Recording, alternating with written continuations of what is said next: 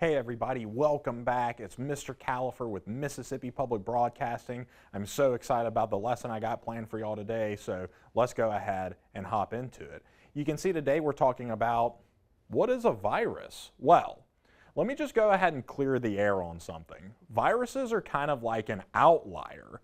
They don't really fit in with much of anything else we've been talking about. Viruses are not cells, and scientists don't even really think they're alive. So what are they exactly? Well, all we can really say is that a virus is a piece of DNA or RNA that is wrapped in a protein coat, and that's it.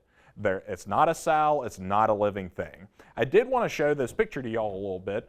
So what's going on here is you can see that we've got some DNA or RNA, that's the red thing, inside of this protein coat.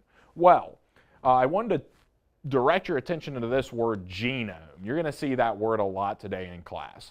A genome is basically all of the genetic material inside of either a virus or a cell. So genome is kind of just another word for DNA or RNA. Okay, so viruses are not made up of cells, and scientists don't think they're actually alive. And I wanted to talk about why that is. So what functions can a virus perform? So think back to our first unit that we've talked about. I gave y'all 6 characteristics that all living things do. Well, viruses really don't match any of those characteristics. They don't grow, they're not made up of cells, they don't maintain homeostasis, and they can reproduce, but it's kind of in a way that's different than everything else. Viruses cannot reproduce by themselves. They must hijack a cell, a different cell, and make them do the reproducing of viruses. So viruses, according to science, are not living things. They do not perform those 6 key characteristics that all living things complete. Okay, so I wanted to take a second and talk about viruses and how they're really a parasite on our bodies. Okay, so in this situation, if you have a virus inside of you, you would be the host. A host is the organism that the parasite is living off of. So your cells are considered the host. They provide a home and or food for the parasite.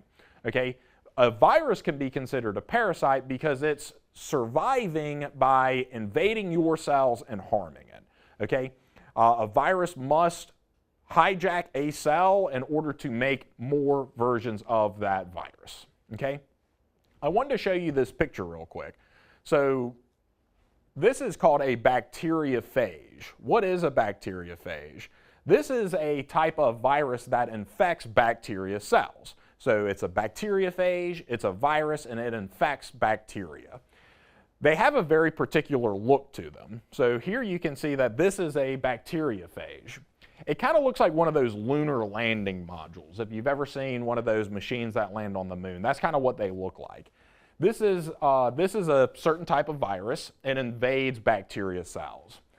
That's why it's called a bacteriophage. So what I wanted to talk to y'all about today is how a virus reproduces. It's much different than the binary fission that the prokaryotic cells do. We talked about that last time. And it's different than how our cells reproduce. So what is a virus reproduction? What does it look like? Well, it's called the lytic cycle, and there's 3 steps, and that's what we're going to talk about today. If you take a close look at that picture there, this is a really good summary of what a virus, how it reproduces. So the first thing, this bacteriophage kind of lands on top of that orange cell. When it lands on top of it, it's putting in that red line inside of the cell. What is that red line? That's the genome or the DNA or RNA.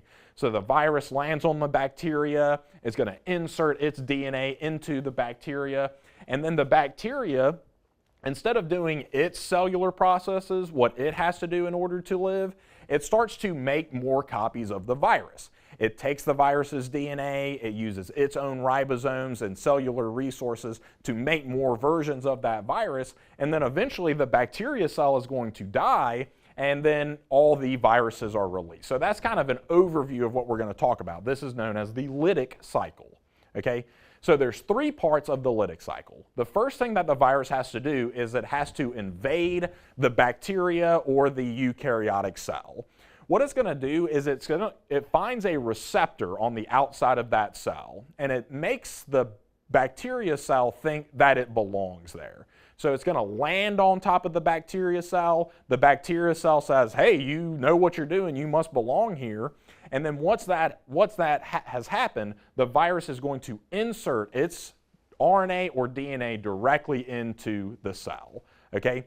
The next thing that's going to happen is that bacteria or that eukaryotic cell takes the viral DNA and inserts it into its own DNA. So now the genome of the cell has a little bit of viral DNA and its own DNA inside of it. It starts following the directions of the viral DNA. And what the viral DNA is telling it to do is to make more copies of the virus. This has kind of a twofold effect. One, the cell is going to die because now it can't do what it has to survive, but we're also going to make a lot more viruses this way because it's dedicating all of its time and resources to making more of that virus. Once that has happened, the last part of the lytic cycle is called lysis. Lysis is just a fancy scientific word for bursting or exploding.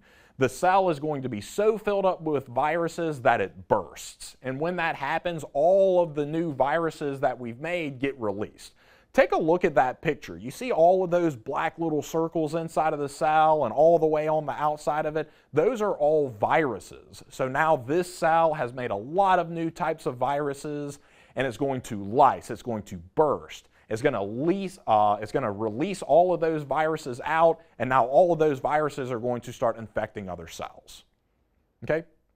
Y'all, thanks so much for listening and following along with me today. That's all I have for y'all today as far as the lecture part goes. Your teacher has some reading assignments and some practice assignments for you to do. So thanks for making it here. My name is Mr. Califer. You're watching Mississippi Public Broadcasting, and have a great day.